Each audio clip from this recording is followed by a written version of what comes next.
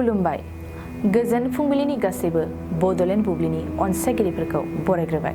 दिनै 24 डिसेम्बर सनिबारनि फान्जामुथिखौ फरायथिनो लादों आं खिलिखां ब्रह्म। फान्जामुथिनि गिबियाव दं मेष राशि।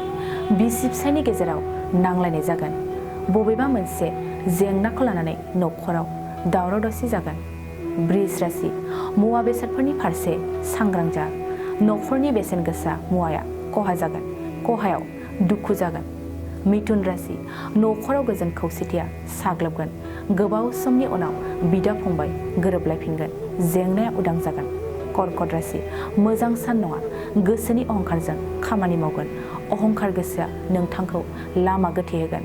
सिंह राशि। गोसोआव गिनाय फैगोन। सिगांनि जेंनाफ्रा नोंनि गोसोखौ गिखांहोगोन। साननायजों समखौ बारहोनांगोन। कन्या राशि। देहाखौ लोरबां मोनगोन। बेमार आजारखौ लानानै दुखु जागोन। जेरावबो गोजोन मोननाय नङा। तुला राशि। हरखाब न'खरनि मुवा गोमानो हागौ।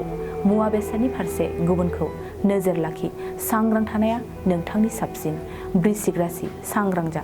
गुबुनजों ओरैनो फान्दाय जागोन। गावनि असेखौ फोथायनायनि सिगां गोबां सानग्रोनाया मोजां। धनु राशि। फालांगि बिथिङाव जोबोर मोजां सान।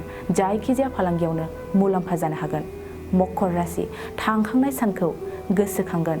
गावनि खामानि मावनायफोरखौ फारि फारियै सानफिनगोन। कुम्भ राशि। आंगो बिबुनि सुखुआव गोजोननाय मोनगोन। बिबुखौ हेफाजाब होगोन।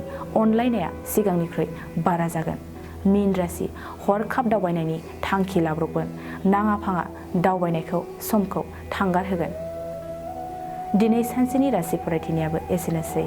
आसा खालामो गासैनिबो जिउआव दिनैनि साना मोजाङै मोजां थांगोन। बेखौ बड'लेण्ड बुब्लि नखरनिफ्राय मिजिंथिबाय। गोजोन्थों।